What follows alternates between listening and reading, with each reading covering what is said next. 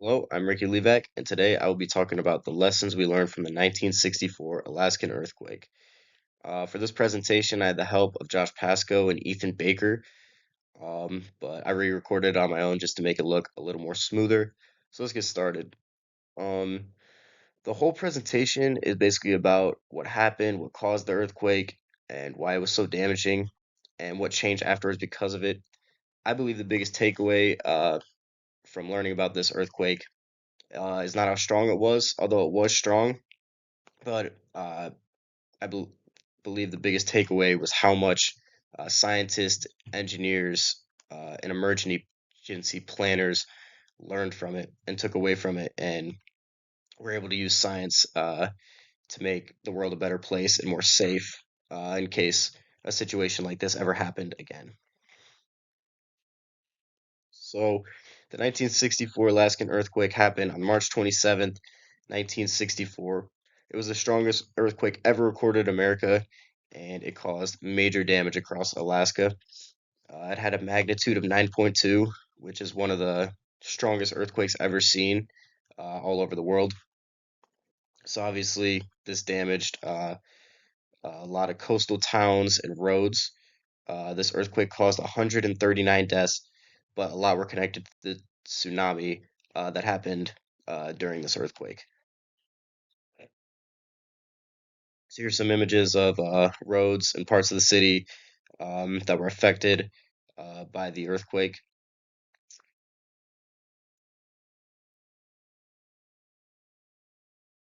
So what caused the earthquake?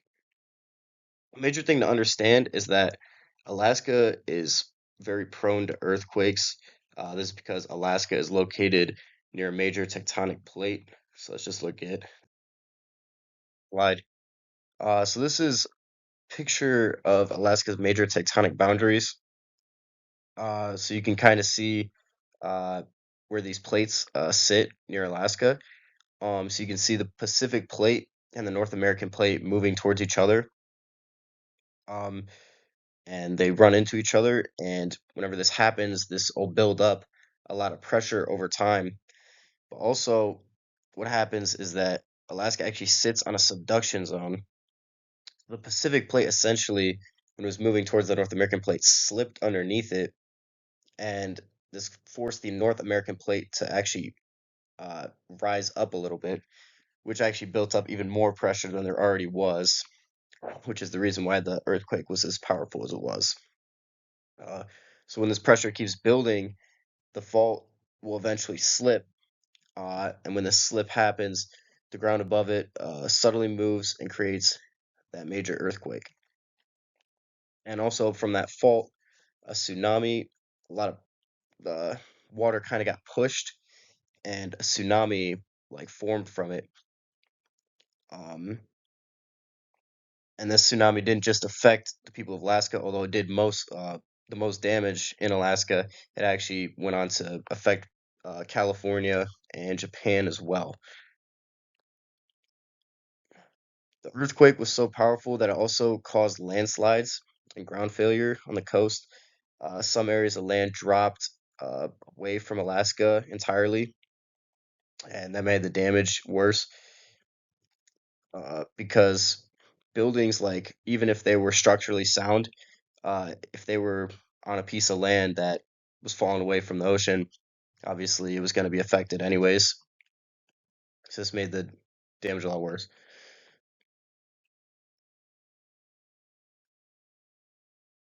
Okay, so here's some lessons learned from the 1964 Alaskan earthquake. First off, it taught people that earthquakes can cause more than just shaking. It exposed how vulnerable buildings, roads, and coastal communities were. Architects and engineers and scientists learned that structures need to be built stronger, especially in areas like this where earthquakes are very common. This also showed the need for better disaster response plans and better communication. Another big lesson that was learned is that scientists needed stronger earthquake monitoring networks so they could better understand seismic activity and warn people in the future and have an idea if an earthquake is coming along. Slide gives some quick facts that show how powerful the earthquake was. It was the strongest earthquake ever recorded in North America, and this shows like why the damage was so serious. The shaking was so strong that it was felt even in places like California and Japan. It also caused a very large tsunami, which was one of the reasons why coastal areas were hit as hard as they were. These facts help show that this wasn't just a local disaster, it was a major geological event that we learned a lot from. Thank you guys for listening. Here are my works cited.